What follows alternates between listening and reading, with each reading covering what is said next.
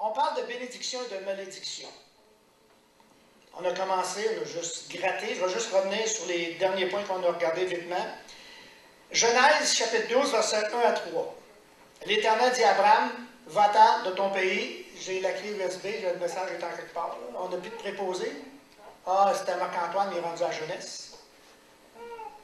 Si on a dessus quelqu'un qui s'y connaît en PowerPoint, là, Dominique, tu vas-tu être capable ou tu veux avoir quelqu'un pour t'aider? Ils sont tous là, pesés sur le petit piton. Tu pèses sur le petit piton, mais je te le dis. Là. Pas trop vite, pas comme la semaine passée, c'est qui là, qui m'a envoyé mon image trop vite.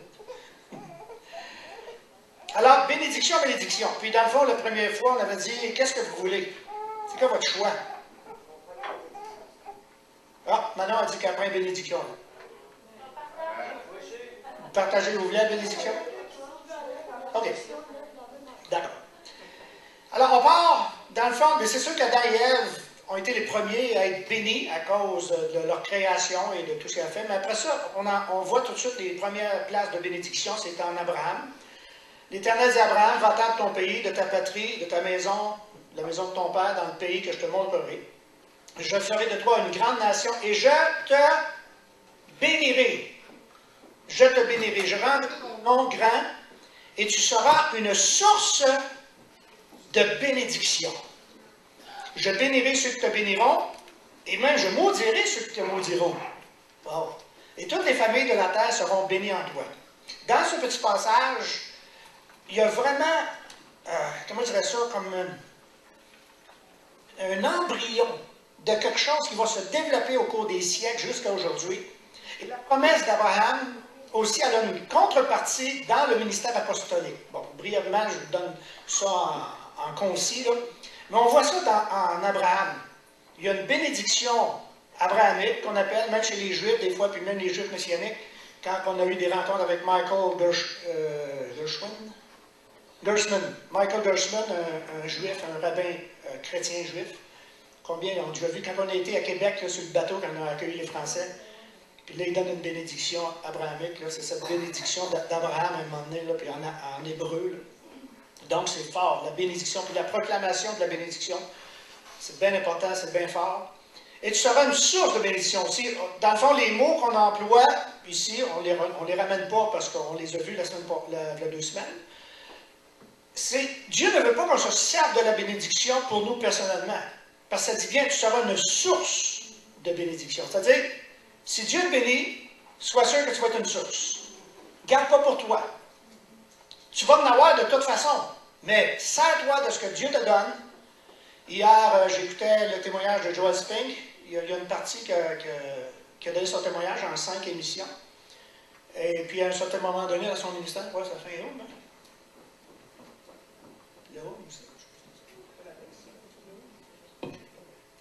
Un, 2 tests. Là, tu m'as coupé, par exemple. 1, 2 tests, c'est pas fort. Pas fort. Qu'est-ce que tu fais?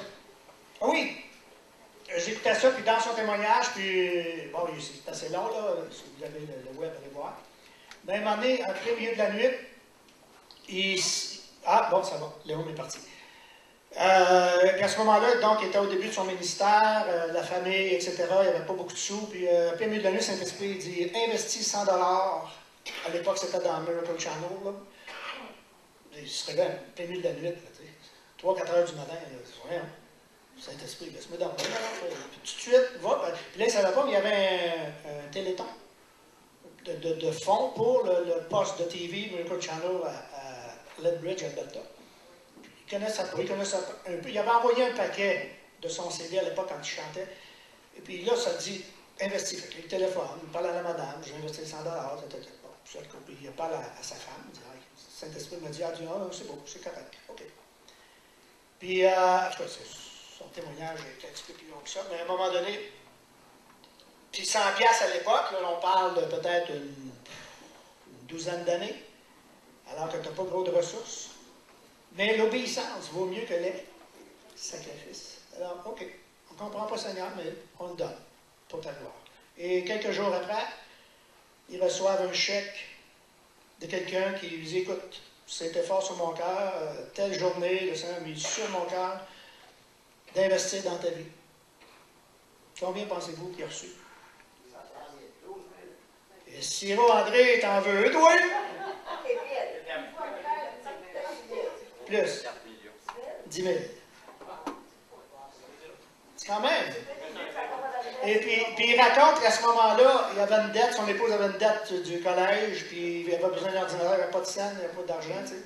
Puis ça a servi à payer la dette, à acheter l'ordi, puis je ne sais pas si on a déclaré ça. Ah, il a payé sa dîme. C'est ça qu'il dit. Oui, il dit, il a réinvesti dans sa dîme. Mais c'est ça, tu sais, et tu seras une source de bénédiction, c'est-à-dire, si Dieu bénit, il ne bénit pas pour qu'on soit juste comme une tank à l'eau chaude qui est bostée ou qui est bouchée. Il faut que la bénédiction coule. Il faut que ça coule. OK. Deutéronome, chapitre 11, verset 26-28. Voici, je mets aujourd'hui devant toi, devant vous, bénédiction et malédiction. La bénédiction, si vous écoutez les commandements du Seigneur, votre Dieu, que je vous donne aujourd'hui. Et la malédiction, si vous n'écoutez pas les commandements du Seigneur, votre Dieu. Et si vous vous écartez du chemin que je vous prescris aujourd'hui pour suivre d'autres dieux. Alors, c'était la parole dans le désert, etc. Donc, la loi qui était donnée au peuple d'Israël. Et Dieu dit, je mets devant vous bénédiction et malédiction. Juste avant d'aller la petite déclaration que j'ai écrite, ces deux mots, bénédiction et malédiction. C'est pas aisé, c'est pas simple de juste dire bénédiction, malédiction, puis d'essayer d'interpréter ça comme Dieu l'a créé.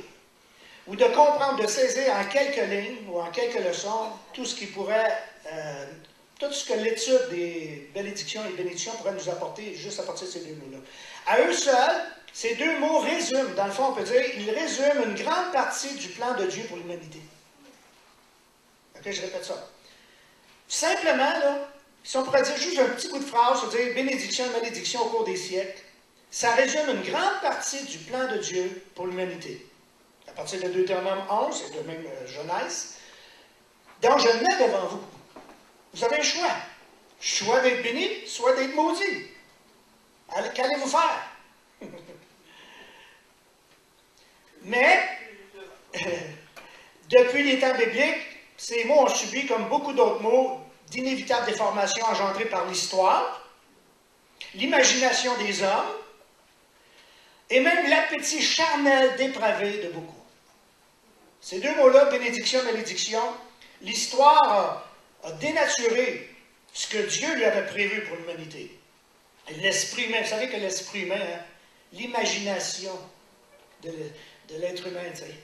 Les gens qui veulent conquérir, ceux qui tout d'un coup dans les films, tout ça d'affaires, là, tu sais, je vais être le roi du monde, puis là, au détriment de quoi? Ou de qui? Au détriment des êtres humains. Alors, l'imagination. Les gens vont aussi associer bénédiction et malédiction à heureux et malheureux. Vrai? Bénédiction, je suis heureux. Malédiction, je suis malheureux. Ça, c'est notre interprétation. Donc, pour expliquer ces événements, même en dehors de l'Église, on parle, pour expliquer les événements de heureux, malheureux, bénédiction, malédiction, heureux, malheureux, certains vont même faire allusion au hasard. Là, maintenant, parlant d'une dame, son tarot. Moi aussi, je n'ai des tarots dans le jet, là, puis j'en fais pas un plat, moi, là. Des beaux.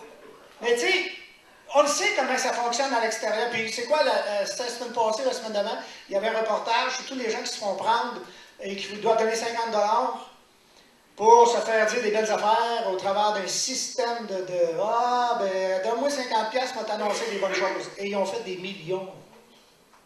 Comprenez-vous, les gens, malédiction, bénédiction, heureux, malheureux, et là, on pense qu'avec l'imagination humaine, qu'est-ce que j'ai mis hier? Ou non, cette semaine, il y avait un petit mignon, là, tu sais. De la superstition, tu sais, toutes les affaires, ça envoie ça à 10, 12 personnes, puis tu vas recevoir la fortune. Puis là, moi, ça, je l'ai écrit, mais il y avait des mots un petit peu trop crus, fait que j'ai juste transformé 2-3 petits mots, puis je dis, gars, fais pas ça, là. Travaille, puis gagne ta paye, puis fais confiance à Dieu, puis ça vient de se donner, tu sais. Mais pas parce que t'envoies. Des fois, ça, c'est des systèmes pour avoir plus de contacts dans vos Facebook ou dans vos emails. Et là, tu reçois des affaires, tu ne sais pas d'où ils viennent. Mais c'est parce que tu as dit, ah, quelqu'un m'a dit d'envoyer ça à 10. Et là, tu viens de mettre 10 contacts et aussi, possiblement, dans un spam ou un voleur d'email pour aller mettre un virus. Fait qu'il y a l'imagination, malédiction, malédiction. Puis c'est rare que les gens vont dire, OK, si vous envoyez ça à 10 personnes, vous allez avoir un feu dans votre maison, vous allez tout perdre. Alors, allez-y. Vous n'aviez-vous su de même? Non, ça se peut pas, là, ça n'arrive pas, là, c'est tout le temps l'autre bord. Non. Donc, pour expliquer les événements, on va faire allusion au hasard, au destin. Ah, c'est son destin. Son karma, ouais. C'est comme, bon, OK. À la bonne étoile. Ah, ma bonne étoile. Laquelle? Il y en a des milliards. À l'audace ou l'astuce de l'homme. Les hommes sont, vous voyez, je n'ai pas besoin de vous dire, vous le savez, là, quand vous écoutez les reportages sur les abus, les JE, qui courent après du monde, des astuces. Là, il y a les papers, là, comment tu appelles ça? Hein? Les Panama Papers. Y a-t-il quelqu'un qui a des Panama Papers, ça, là, qu'on peut pour vous autres? On n'a pas assez d'argent, nous autres, non? C'est les plus riches qui ont des Banana Papers. Je ne sais même pas c'est quoi. J'ai dit des Banana Papers? Ça, c'est de l'argent dans les paradis fiscaux pour ne pas payer d'impôts. Puis là, c'est nous autres qui payons les impôts, eux autres, tu sais. Heureux, malheureux, tant qu'il l'a dit, malheureux, tant qu'il l'a dit. Il y a même Jean-Pierre Ferland qui a fait un chant là-dessus. J'ai Vigneault, bon. Ça ne me dérange pas, c'est la même game. OK. Donc, l'audace, ainsi les sceptiques, les fatalistes, les superstitieux et les plus raisonnables vont apporter chacun leur interprétation des choses de la vie. Mais, que représentent dans la Bible ces deux mots, bénédiction, malédiction? Comment on peut en comprendre le sens réel appliqué à notre vie ou à la vie chrétienne surtout? Donc, j'ai écrit ce petit texte. J'ai résumé ça là, à partir des informations que j'ai prises et que je vais continuer. La bénédiction ne dépend pas de Dieu. C'est ce que je découvre. Mais elle provient de Dieu. C'est sûr que la bénédiction peut provenir de Dieu. La bénédiction, puis là on l'a défini, c'est-à-dire c'est pas parce que tu es riche, c'est pas parce que tu as du matériel que c'est une bénédiction. Parce que Dieu n'est peut-être même pas dans le tableau. Donc, ça ne veut pas dire que ça vient de Dieu. Ça vient de toi-même. Tu peux avoir travaillé, bon, tu as fait des choses, tu as vendu des choses, mais pour nous croyants, maintenant, dans le Seigneur, c'est certain que la bénédiction, elle ne dépend pas de lui, mais elle provient de lui. Dieu peut ouvrir des fenêtres, des garages, le ciel. Mais c'est relatif aussi à la réponse de l'homme ou de la femme, selon les versets qu'on va voir, qu'on a déjà vus. Suite aussi à des actions précises. Elle dépend même du comportement humain face à des situations pouvant soit tirer la bénédiction, soit tirer la malédiction. Il y a deux caractéristiques importantes pour comprendre ça. Un, la connaissance, et le second, c'est l'ignorance. Et là, à part de ça, je vais vous emmener. Attends, je vais juste faire les deux autres petits bouts de phrase. Puis vous m'avez insulté il y a 2 semaines quand j'ai dit que, comment il s'appelait, le Rabelais. Rabelais a écrit quelque chose. Rabelais, c'est qui ça? T'as une invention. Ben, j'ai trouvé sa photo. Puis je sais c'est qui Rabelais. J'en sais des choses des fois. OK, donc, attends, on va y aller, puis vous allez voir. L'ignorance, ben, c'est pas ça, t'es pas là. L'ignorance n'est pas une excuse afin de justifier la bêtise humaine ou même de se déresponsabiliser. L'ignorance. Combien de fois, hein? Ah, je ne sais pas, puis je ne veux pas le savoir. Le croyant est appelé à savoir. Ben, tout le monde est appelé à savoir. Tout le monde est appelé à avoir une certaine connaissance. De ne pas tout connaître, on ne peut pas tout connaître. Mais surtout en ce qui concerne Dieu, c'est notre responsabilité de connaître, d'aller plus loin dans cette connaissance de Dieu et les uns avec les autres. Parce que l'ignorance, ce n'est pas une excuse pour justifier nos mauvais coups, nos bêtises ou notre déresponsabiliser. Je ne sais pas dans le ministère combien de fois, quand j'essaie de parler avec d'autres ministères, j'essaie de cibler des fois des situations critiques où on a rapport avec des gens. Ah, c'est pas important, c'est pas important. Ah, c'est pas important, c'est pas important. Tu sais, mettons, quelqu'un va dans une église, quelqu'un qui a fait des bêtises, exemple, quelqu'un qui a peut-être volé. Des fois, l'église, là, hey, une fois, je la raconte ça. On va chez nos amis Diane et Gilles. OK. Et là, on parle des années 82, 83. 82. Et là, on arrive là, et il y a un type, un gars de Bessic avec des tatous et tout ça, puis il se nomme Voilà. Quoi? Voilà, Claude Legris. Ah, c'est moi, Claude Legris, j'étais un motard, mais j'ai fait de la prison, puis là, je suis reçu, puis je suis devenu chrétien, puis là, je témoigne. Fait que là, OK. Mais Claude Legris, combien ça connaissent Claude Legris, le biker de Maranatha? Donc, Claude commençait à l'époque son club de motards chrétiens. Lui, on pensait que c'était lui, parce que je l'avais entendu, ah, c'est toi, ça. Fait que là, il comptait ses voyages, là, puis à un moment donné, il comptait son voyage à Rome. Puis là, écoute, là, c'était à l'Union, en tout cas, écoute, le gars, là, il était ratoureux, il t'avait donné des détails, puis il disait, ah oui, cette personne-là, oui, je la connais, oui, tu as été au bureau de l'Union, ils t'ont donné cette adresse-là, c'est notre église qu'on fréquente, Puis de temps en temps, il s'échappait. Sacré. Mais oh, excuse, tu sais, il dit, je suis un ancien biker, puis je ne suis pas tout encore sanctifié. Puis il dit, oui, il faut que je garde ce langage-là, parce que, dis-moi, je témoigne d'impact, les gangs de rue. Puis il dit, à soir, ma femme est avec mon Winnebago à telle place, puis il y a des gens qu'on a donné rendez-vous à soir pour évangéliser dans tel parc à Montréal. Puis, là, quelque part, il disait, OK, il y a quelque chose qui ne marche pas. Là. Puis Gilles, puis Diane. Ouais, puis Manon, quand il a prié à la fin, Manon n'était pas à l'aise. Puis c'est nous autres, il était à pied. Mais il dit, mon Winnebago, il est là. Fait il faut me donner un livre. Il m'a donné un livre avec nos enfants, puis lui, dans le champ, s'en va. Ah, il dit, démarquez-moi ici, parce que les jeunes, il ne faut pas qu'ils voient que je suis avec d'autres mondes, puis ils vont la craindre. Est-ce que tu... Oh, je dis, non, il y a quelque chose qui ne marche pas, là. Il y a quelque chose qui ne marche pas. Et là, je reviens à la maison, et moi, je suis au collège biblique, et j'ai un ami qui suit le cours biblique, mais qui est gardien de prison, à la prison, qui m'a dit. Fait que j'appelle Pierre. Là, lui est au travail, c'est sa femme. Je dis, écoute, il faut que Pierre m'appelle le plus vite possible. J'ai un cas, je ne sais pas. Et puis, il faut que je vous dise quelque chose. Gilles, c'était un musicien et il avait pour des milliers de dollars d'instruments de musique dans une pièce. Et là, moi, c'était comme dans mon esprit, là. Je dis, si ce gars-là, c'est un retoureux, c'est un ci, c'est un... Fait que là, puis Pierre. Mais Pierre, le matin, il travaille, de nuit, elle ne peut pas le rejoindre. Fait que le matin, avant le collège biblique, il vient au bout de m'appeler à la maison. Puis j'ai dit ça, Pierre, écoute, j'ai un gars, Claude Legris, il dit, Michel, je te donne un numéro, perds pas de temps, appelle le capitaine tel, tout de suite. Il dit, tableau, c'est un voleur qui, au nom de la naïveté des chrétiens, vole les chrétiens. Fait que tout de suite, j'ai appelé, puis j'ai dit, par l'entretemps que le capitaine me rejoigne, j'ai dit, écoute, je vais aller à la maison, j'essaie de rejoindre le couple. Je ne rejoins pas, j'ai dit, va aller à la maison. Puis quand je suis arrivé à la maison, la porte est ouverte. Oh, ces instruments de musique. Fait que je rentre dans la maison, il y avait une TV qui était partie. Bon, ça, c'est pas grave, c'est démoniaque, les TV. Fait que bon, c'était dans le temps de David Wilkerson. Là, c'était démoniaque dans ce temps-là, dans le temps de David Wilkerson. Fait que là, je regarde ces instruments de musique, tout est là, fiouf. Mais, puis là, j'apprends par la suite, il avait été dans 4-5 églises, dont une église à Laval. Je connaissais des gens là, je dis. Ouais, il dit, il a sorti avec une fille, puis il a vidé son compte de banque. Puis il a été dans une autre église, puis il a vidé un compte de banque. L'ignorance. Je dis, OK, écoutez les gars, pourquoi à la première intervention négative, vous n'avez pas comme fait quelque chose pour avertir les églises, dans le mouvement de Pentecôte à l'époque, puis il fréquentait les milieux de Pentecôte plus. Je dis, pourquoi l'ignorance? C'est pas notre travail, la Bible dit, veillez sur le troupeau. Le loup, il vient pour dérober, égorger, tuer.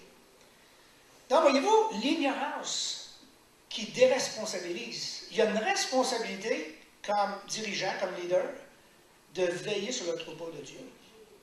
Et donc, la bénédiction et la malédiction dépendent de cette connaissance ou de cette ignorance. La connaissance. OK. Hey, Rabelais, j'ai vu sa photo. Oui. Clarifier que c'était pas le vrai Claude Legris. Non, c'est vrai, c'était pas le vrai Claude Legris. Après, j'ai connu le vrai. Mais il prenait son identité parce que Claude Legris avait un club de motards chrétiens. Donc, il avait volé son identité. C'est vrai parce que Claude, on le connaît très bien. Il est venu ici, puis c'était un bon gars.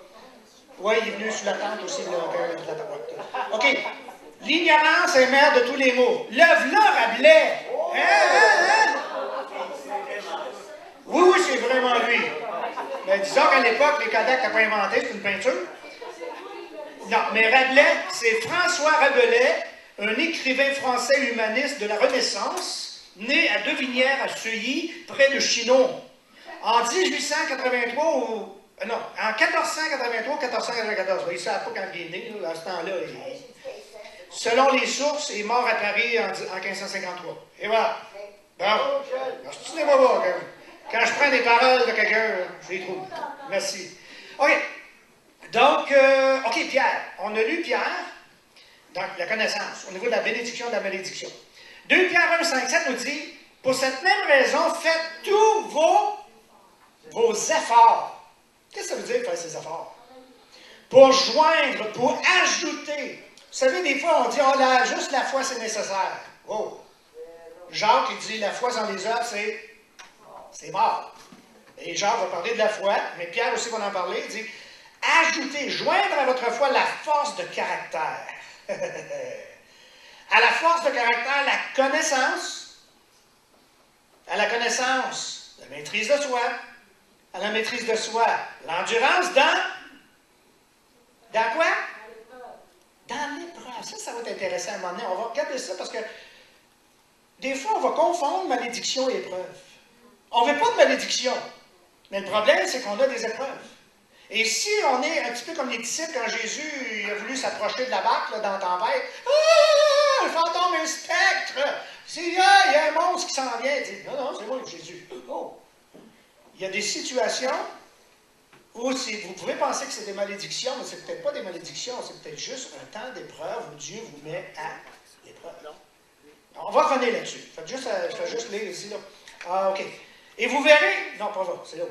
La connaissance, mais c'est tout ça, l'épreuve, à l'endurance, l'attachement à Dieu. Voyez-vous, c'est une montée vers l'intimité de Dieu, ça, qui est en train de nous dire. Ajoutez à votre foi, est-ce que la foi seule, c'est nécessaire? Oui, la foi, c'est la base. Mais ça dit grimper. Revêtez-vous de tout. Dans le fond, ce que Dieu dit au travers de Pierre, c'est prenez tous les outils qui vont vous approcher de Dieu. L'attachement à Dieu. Et c'est ça qui fait la force du croyant. C'est son attachement. À cet attachement, l'affection fraternelle, une fois que tu es attaché à Dieu, tu vas être capable d'avoir de l'affection fraternelle et à l'affection fraternelle, l'amour. Et c'est curieux qu'il arrive à la fin.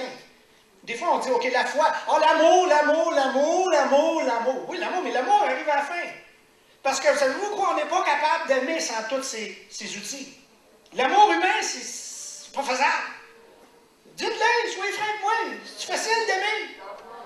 Non, c'est pas facile. C'est pas facile. Je le sais, moi. OK, mais tu le sais encore plus que moi. Je le sais que tu le sais. À l'amour. Et vous allez voir tantôt, je suis arrivé là, au bout de ça, je dis, oh, wow. Le mot joindre ou ajouter, c'est un mot qui dit procurer, fournir toutes choses nécessaires. Celle-là, je l'ai trouvée assez cute. Toutes choses nécessaires convenant à un cœur. Pas un cœur, C-H-O-U-R. Un cœur. C'est-à-dire une chorale. Le mot veut dire, pour cette même, faites tous vos efforts pour devenir un cœur afin que ça communique et que ça procure de l'abondance. Là, j'ai réfléchi, j'ai dit, c'est vrai, Pierre, on regarde ça, l'épître de Pierre, puis des fois, on prend ça comme personnel. Ajoutez à votre foi, toi. Ajoute à ta foi. Mais Pierre, il écrit à l'Église. Il dit, l'Église, là, faites tous vos efforts. C'est-à-dire, c'est pas juste mon effort à moi, mais c'est un effort corporatif. C'est un effort de corps pour devenir un cœur, pour devenir une harmonie. Et ça rejoint la pensée de Paul dans Corinthiens qui dit, les dons de l'Esprit sont pour l'harmonie, pour que l'orchestre sonne très bien avec tous les instruments que nous sommes. Toi, tu es une trompette, toi, tu es une tambourine, toi, tu es une guitare, toi, tu es un violon. Mais si on n'est pas accordé, puis c'est ça, dans le fond, hein, quand on n'est pas d'accord, qu'est-ce que ça fait? Une cacophonie. Mais ici, même, cette bénédiction dépend de ce cœur, de cette harmonie que nous pouvons avoir ensemble. Alors pourquoi pensez-vous que le diable s'acharne contre vous, contre l'Église, contre l'unité, contre la bénédiction? Parce qu'il sait que le jour où on va atteindre un niveau de raisonnabilité de cœur, qu'on va atteindre le sommet de l'harmonie ensemble, savez-vous ce qui va se produire? Voulez-vous le savoir? Oui. Bien, la gloire de Dieu descend. C'est tout, c'est aussi simple que ça. La gloire ne descend pas dans cacophonie, parce que la Bible dit dans le proverbe, Dieu siège au milieu des louanges de son peuple. Dieu vient habiter lorsque tout est préparé pour que sa gloire puisse descendre. Maintenant, un autre texte sur la bénédiction et la malédiction. Un bon texte. Malachie, 3e chapitre. Versets 10 à 12. Celle-là, on l'oublie souvent. Mais on ne veut pas l'entendre. Attends, je prends une petite gorgée. Bien.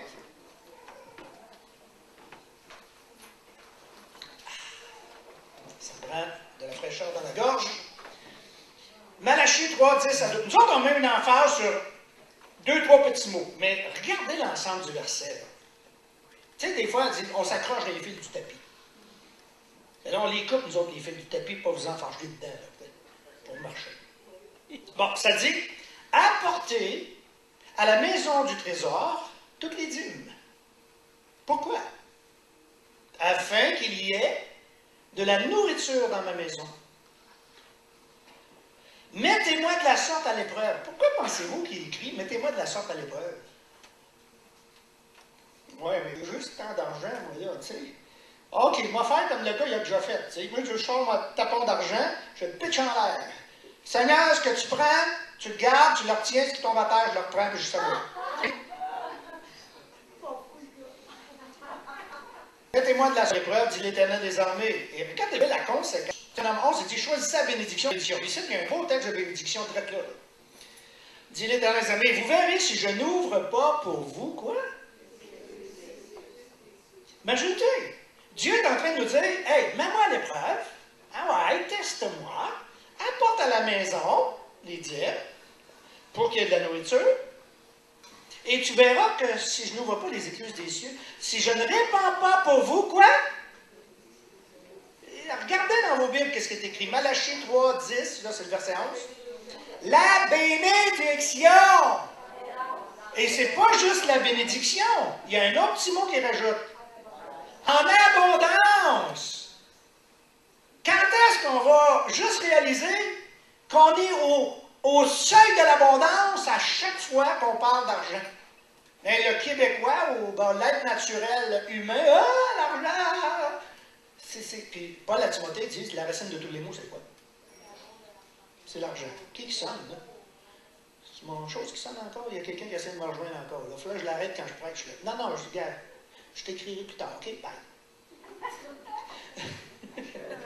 Ah oui, pour ceux qui ne savent pas, là, je suis rendu avec ma tablette, là. Ah oui, c'est mon cadeau de fête, que vous avez toutes. Ben, toutes, je ne sais pas, en tout cas, il y en a qui n'ont pas vu.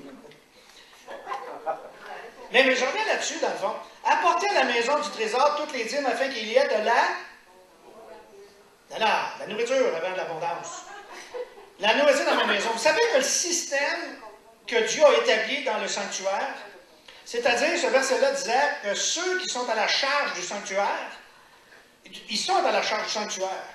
Et donc, il faut qu'ils soient nourris, il faut qu'on pourvoie leurs besoins.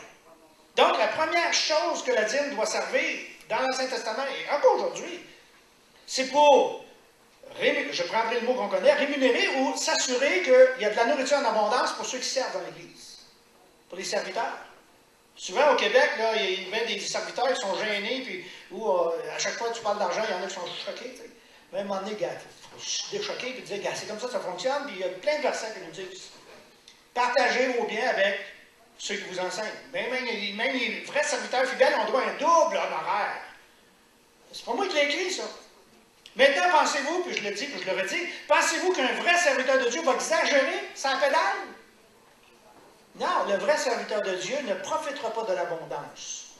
Il va la remettre, il va la redistribuer, il va faire en sorte que s'il y a de l'abus, bien dites-vous une chose. C'est Dieu qui va s'organiser avec les abuseurs, avec ceux qui exagèrent. Faites confiance à Dieu, tôt ou tard, il y a des gens qui vont payer la note. Fait que, sachant ça, moi-même, personnellement, on essaie de ne pas mettre d'emphase, mais apporter. Puis je vais vous mettre au défi aujourd'hui. Là, je sais qu'ici, on n'en parle pas souvent parce qu'on a fait confiance aux gens, on a enseigné des leçons. Mais on a notre panier de dîmes offrandes. Et il y a, possiblement, il y a quelque chose dans mon esprit, dans l'esprit des anciens aussi, qu'on a discuté tantôt. Il y a un besoin spécifique qu'il faut combler. Alors, je vous mets au défi de, si vous avez quelques sous, non, je ne dirais pas de trop, parce qu'on va dire que j'en ai jamais de trop, mais si vous voulez mettre Dieu au défi, on va le mettre au défi aujourd'hui. De mettre plus que qu'est-ce que vous étiez supposé mettre. Et là, je dis bien, là, vous videz, non, je ne dis pas que vous videz vos poches, mais mettez Dieu au défi. Mettez du superflu dans le petit panier pour qu'on puisse voir à ce besoin. Et sans mentionner le besoin, faites-nous confiance. Il y a un besoin, puis on s'en est parlé tantôt, il dit, comment on va l'aborder? Bien, c'est drôle. J'ai dit, je parle de Matthieu, de Malachie 3. Fait que ça donne bien. C'est bon? Fait que pensez à ça tantôt après la réunion, vous irez mettre ça, puis l'argent qui est lousse, on va le mettre dans ce besoin-là. OK? Alors, mais regardez la conséquence, là. Regardez ce que vous pouvez avoir comme conséquence. C'est pas comme si je vous disais, là, écoutez, là, c'est matériel, c'est physique, là, mais admettons, ça semble de même. J'ai une Cadillac à donner, mais la personne qui va donner le plus, c'est à elle qui va l'avoir. Mais tu sais, c'est fictif, là, mais comprends-tu? Mais surtout la bénédiction, il va être béni ici, tabarnouche, il va avoir ma Cadillac, mais on ne l'a pas encore. Si je ne répands pas sur vous la bénédiction en abondance. Maintenant, une autre conséquence, pour vous, écoutez bien ça, là. Pour vous, je menacerai celui qui dévore. Combien de fois on regarde nos comptes de banque, on dit, coudonc, toi, y a-t-il quelqu'un qui a fouillé là-dedans? Y a-t-il un trou dans sa gorge? Pour celui qui dévore. Tu reçois des comptes, tu t'attends un compte de temps, puis bang, tu attends un chèque d'impôt de 1500 $, d'un coup, il t'envoie une dette de 3000. Là, on appelle ça dévorer. Les dévoreurs. Mais là, Dieu dit, pour vous, faites ça de même, pour moi, je menacerai celui qui dévore, il ne vous détruira pas les fruits de la terre. Bien sûr, on parle d'une époque où c'était des agriculteurs, aujourd'hui on a des salaires, etc. Mais ça peut être toutes sortes de bénédictions. Les fruits de la... Et la vigne ne sera pas stérile dans vos campagnes, dit l'Éternel des armées. Attention, la conséquence, ça va encore plus loin que ça. Toutes les nations vous diront bénis, heureux. Toutes les nations, car vous serez un pays de délices, dit l'Éternel. Voyez-vous, quand on parle du premier verset de ce texte-là, apporter à la maison, oh non, on ne va pas encore parler des dîmes, des offrandes, puis on oublie qu'il y a une bénédiction qui se rattache à ce principe, qui n'est pas une loi, c'est un principe qui va jusqu'à Melchisédek, avant même la loi. Ce n'est pas une question de loi. Ce n'est pas une question, ben, si je donne rien, je vais dans la malédiction, j'ai un santé. Pas de malédiction toute laisse tomber sur la tête. Mais à un moment donné, c'est tout en train de quémander, puis en train de dire, comment ça, si elle ne s'ouvre pas? Bien, on relit. Pauvre. Imaginez, la Bible dit dans Matthieu 6, vous voyez les oiseaux, vous voyez les champs, hey, Dieu fournit tout, puis vous autres, fils et filles de Dieu, pensez-vous que le papa, notre Dieu, ne veillera pas sur nos besoins et sur tout ce qu'on a. On parle de nos besoins, on ne parle pas de nos désirs exagérés. Je ne veux pas un avion, là, je n'ai pas de besoin, puis de toute manière, je ne peux pas en chauffer. Tu sais, il y a des gens comme ça qui veulent. Tu sais, l'exagération, on n'a pas besoin d'exagération, parce que la Bible dit si vous avez. J'ai un plan de mémoire. Le pain. Le vêtement. Le toit. Ben, c'est ça, c'est dans le même texte de Matthieu. Si vous avez le toit, c'est le minimum est que vous êtes riche dans l'abondance de Dieu. Alors vous êtes bien. De toute manière, n'oubliez jamais une chose. On va se ramasser au ciel. Rien. Fait qu'il y a rien qui nous suit. Fait que. OK, on continue. On ne peut pas parler de bénédiction sans parler de rébellion. OK? Versus soumission. Cette semaine, mercredi, on a regardé 2 Corinthiens, 5e chapitre. Et là, ça m'a fessé le mercredi. Ben, fessé. Pas fessé. Ça m'a marqué. Là, je disais, wow. 2 Corinthiens 5, 20. Puis je l'ai introduit un petit peu dans l'étude. Parce que dans le fond, Dieu était en Christ, réconciliant le monde avec lui-même en n'imputant point aux hommes leur offense, mais il a mis en nous la parole de la réconciliation. Nous faisons donc les fonctions d'ambassadeurs pour Christ. Et ce qui m'a marqué, c'est comme si Dieu exhortait par nous. Nous vous en supplions au nom de Christ, soyez réconciliés avec Dieu. Voyez-vous, tantôt, le royaume, qui est dans le royaume de Dieu? C'est pas Dieu, c'est pas le Saint-Esprit, c'est pas Jésus. C'est nous. Et le Saint-Esprit est Dieu et Jésus, au travers de nous, qu'est-ce qu'il fait? Il nous donne comme fonction d'être des ambassadeurs. Comme si Dieu exhortait par nous. Donc, ça nous dit, partout où vous êtes, vous reflétez le nom de Dieu, vous reflétez aussi la grandeur de la communion, de la relation que vous avez avec Dieu.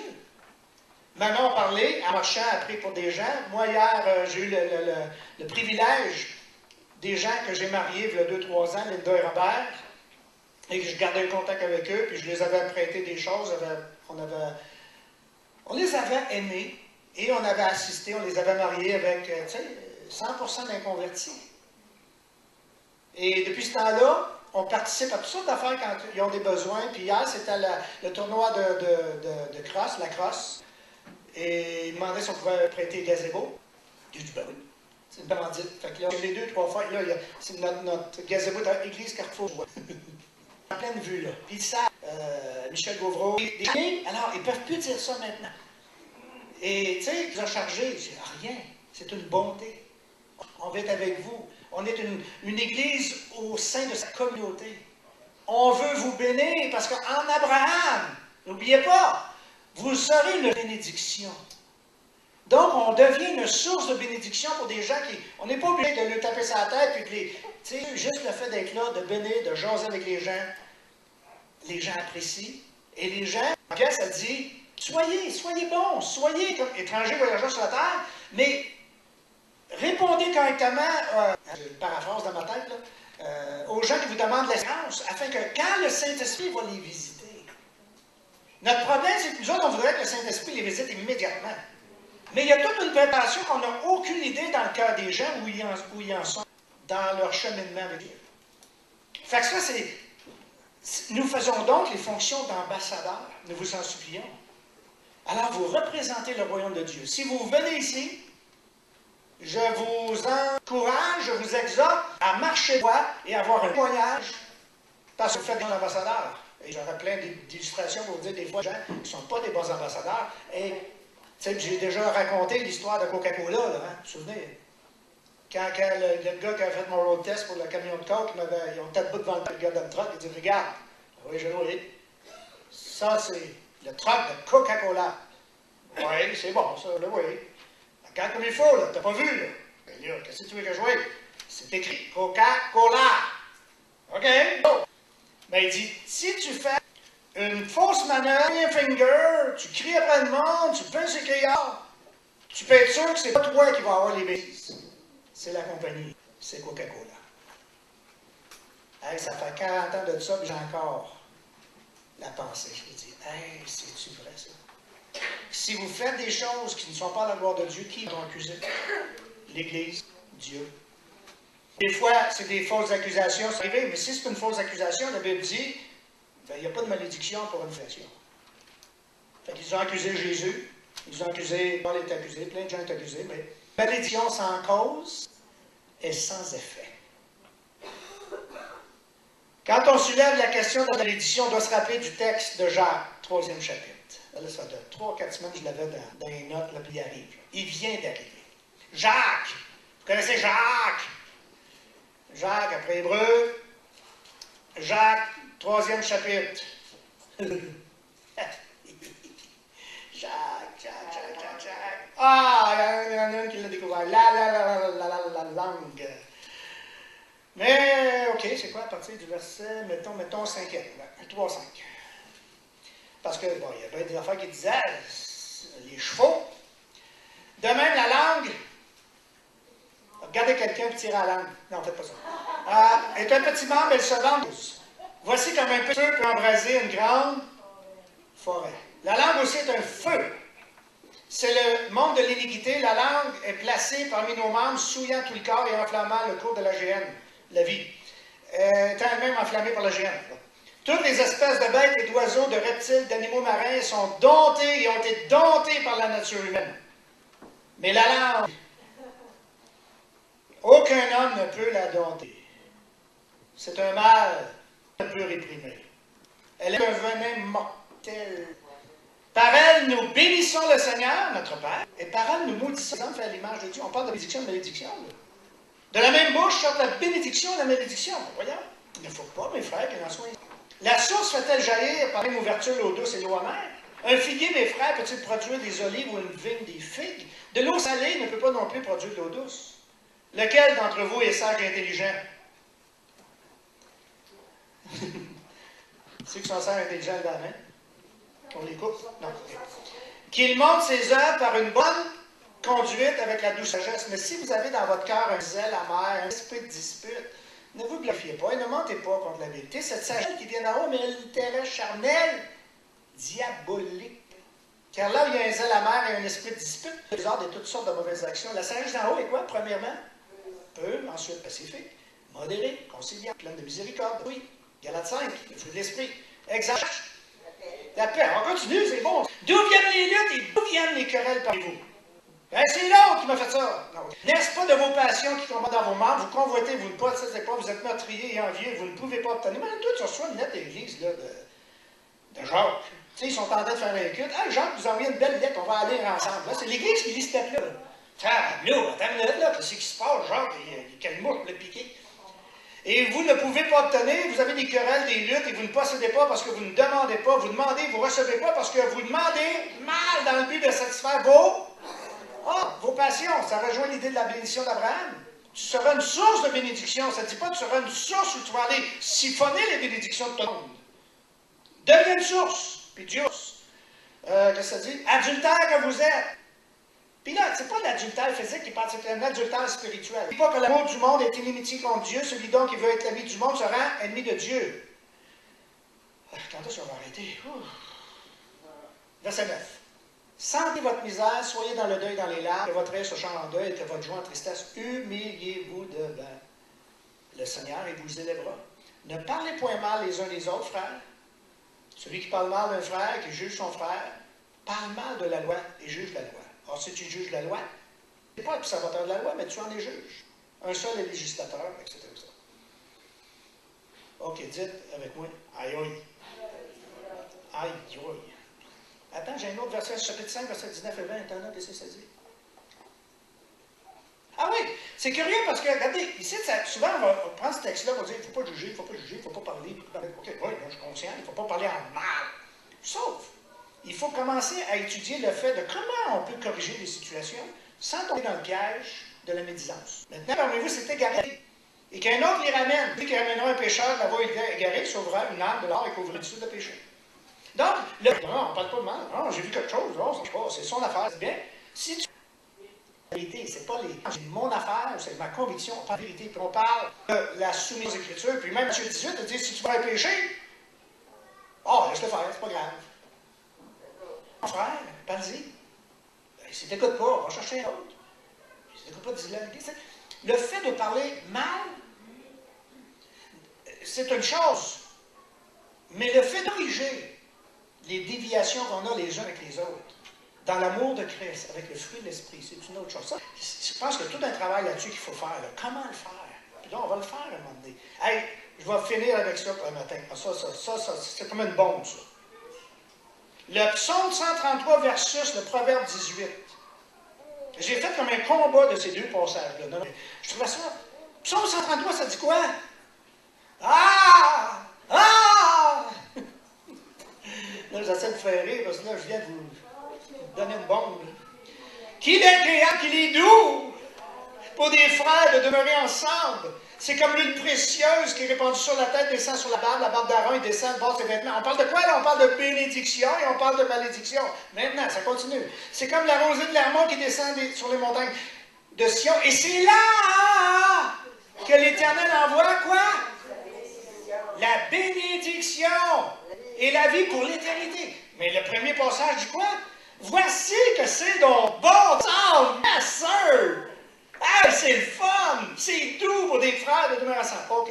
Proverbe 18. Là, par exemple, j'ai compris quelque chose, là, que je n'avais pas vu avant ça. Proverbe 18. Je dis, tu sais, le réma, la révélation, comment c'est bon, hein? Tu Tu sais, que tous les enseignements de la Bible, on ne lit pas du jour au lendemain. Puis moi, il me dit tout le temps, Seigneur, pourquoi j'ai pas appris ça il y a 30 ans? Allez. Proverbe 18, 19, 21. Des frères. OK, là, psaume 133. Ah, voici qu'il est bon, qu'il est doux pour des frères. Tu sais, là, Dieu envoie la bénédiction. OK. Proverbe 18. Que j'ai dit, verset? Des frères sont plus intraitables qu'une ville forte. Et leurs querelles sont comme les verrous d'un palais. C'est du fruit de sa bouche que l'homme rassasie son corps. C'est du produit de ses lèvres qu'il se rassasie. La mort et la vie sont au pouvoir de la langue. Ah, Jacques, il nous en parlait. Okay. Quiconque l'aime et en mangera les fruits. Et là, l'autre petit bout, qui est intéressant, qui se raconte. Ah, wow! Des frères divisés sont plus difficiles à gagner qu'une ville forte. Des frères divisés, des frères et des sœurs, sont plus difficiles à gagner qu'une ville forte. Une autre version dit un frère. Un frère offensé, une sœur offensée, oh, est plus inaccessible, intraitable qu'une ville forte. Moi, j'ai tout le temps eu comme une certaine interprétation de ce passage-là, c'est-à-dire, fais pas exprès à faire choquer quelqu'un. Bon, oui, c'est vrai aussi. Mais dans le sens, quand j'ai étudié un petit peu le contexte, et si on ne comprend pas la nature même du christianisme, de qui nous sommes en Jésus, 2 Corinthiens 5,17, ça dit, si quelqu'un est en Christ, il est une nouvelle création. Les choses anciennes sont passées, voici, toutes choses sont devenues nouvelles. Jésus a dit, c'est impossible qu'il y ait des scandales ou de l'offense. Mais malheur par celui à qui ça arrive. En tout cas, je sais pas, là, on va regarder ça comme il faut à un moment donné, mais dans le fond, ce que ça disait, ce verset-là, c'est, si tu n'as pas réglé cet aspect que quelquefois, ton épreuve ou la circonstance que tu traverses vient te chercher et t'offense, tu n'es plus accessible pour la bénédiction. Je répète ça d'une autre manière. Si tu vis dans l'offense, mais que tu cherches la bénédiction, tu perds ton temps. Ça dit tu es inaccessible. Il faut que tu guérisses de ce phénomène qui fait partie de la croissance du chrétien et du croyant. Jésus a passé par la souffrance et par l'épreuve. Peut-il demander la bénédiction? Parce que sur la croix, qu'est-ce qu'il a dit? Pardonne-leur. Ça n'enlève pas le fait que Jésus a eu un comportement de répréhension à l'égard des disciples, à l'égard des pharisiens, des scribes, mais il le fait dans sa nature apostolique, parce que la nature apostolique appelle à régler des choses. Mais dans le corps de Christ, Satan, il y a un bon livre, John Bevere, on a acheté 10 copies à une époque, je ne sais pas comment il y en reste à cette heure. Si on ne comprend pas que l'offense, lorsqu'elle arrive, si elle nous nourrit, si on devient un zèle amer, c'est 100% no benediction. Il n'y a pas de bénédiction. Qu'est-ce qu'il faut régler? Son cœur. L'offense. De mettre ça au pied du Seigneur, de dire, j'ai une circonstance, j'ai un frère qui m'a tapé ses nerfs, j'ai une soeur qui m'a dit une affaire que je n'ai pas aimé, à la job, le boss n'a pas été fin avec moi. Et là, ça nourrit le côté de la malédiction. Parce que le mot, inaccessible, intraitable, la base du mot, je vous laisse là-dessus, la base du mot qui est là, savez-vous c'est quoi? C'est rébellion. Allez voir dans les outils grecs, vous allez trouver ce mot direct là. Un frère offensé est en rébellion. Et la rébellion repousse la bénédiction. Verset 1, chapitre 18. Attends, on va aller voir. T'as vu ça, toi? Celui qui se tient à l'écart, ah ben oui, ben t'as bien raison, celui qui se tient à l'écart cherche ce qui lui plaît, il s'irrite contre tout ce qui est sale. Oh, dites à quelqu'un, oh, ça fait mal le matin. Ça peut faire mal. Ça peut faire mal. Mais Paul à Timothée a dit, si vous ne souffrez pas, vous n'hériterez pas de sa bénédiction. Souffrir dans le sens, pas de nous abattre, là. Souffrir dans le sens d'anéantir la chair qui veut tout le temps prendre le dessus sur l'esprit. Et c'est ça, dans le fond, qu'on a vu dans Galates, la dernière étude. Le fruit de l'esprit, c'est. Mais l'offense, ou les épreuves, et Jacques va le dire, il faut que l'épreuve accomplisse parfaitement son œuvre.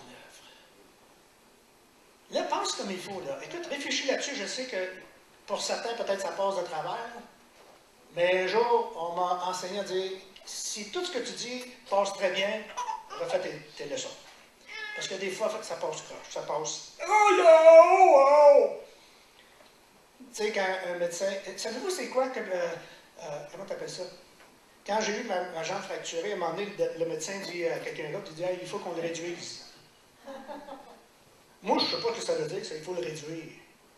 Moi, je pensais qu'il voulait me rapetisser, me faire maigrir. Je ne comprenais pas. Parce que j'avais 2 autres pétés, tu sais, ils étaient plus égales. Puis après ça, j'ai su c'était à quoi réduire. Bon, il dit, regarde l'autre bord, on va te réduire. Hein?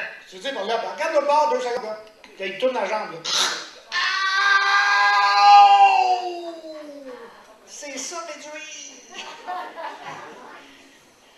Mais vous savez, quand Jean-Baptiste a dit, il faut que je diminue, qu'il grandisse. Des fois, ça nous fait réduire les épreuves, les choses qu'on ne contrôle pas.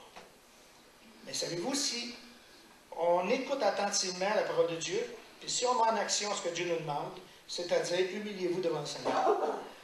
Là, OK, mais je peux m'humilier devant le Seigneur, mais pas devant les hommes et les femmes. Bien, c'est parce que le problème, c'est qu'on porte tout le Seigneur en nous. Donc, l'humiliation se fait entre nous. Mais cette humiliation-là, ce n'est pas une décadence, ce n'est pas un abaissement. C'est que Dieu est en train de nous dire, écoute, je veux t'emmener dans une bénédiction. Et cette bénédiction-là, elle ne sera pas si facile que ça à avoir. Parce que notre bénédiction n'a pas été facile à avoir. Notre bénédiction a fallu qu'elle passe par un enfant, un homme maltraité, abusé, magané, crucifié. Mais pourtant, c'est une bénédiction qui est ressortie de la croix. Et Jésus a dit, vous ne pouvez pas venir à moi sans renoncer à toute chose pour être béni. Hey, si on comprenait ça, là, OK, demandons au Saint-Esprit. Saint-Esprit, allez-y.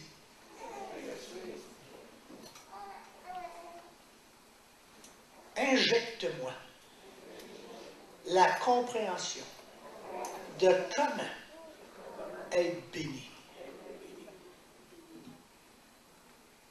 Enseigne-moi que tout ce qui va être contraire à ma conception, à ma façon de voir, peut être un outil de bénédiction. Et c'est là que l'apôtre Paul dit, regardez toutes choses comme un sujet de joie complète. Alors Seigneur, je bénis le peuple ce matin, on se bénit dans ta présence, on se bénit dans ta parole.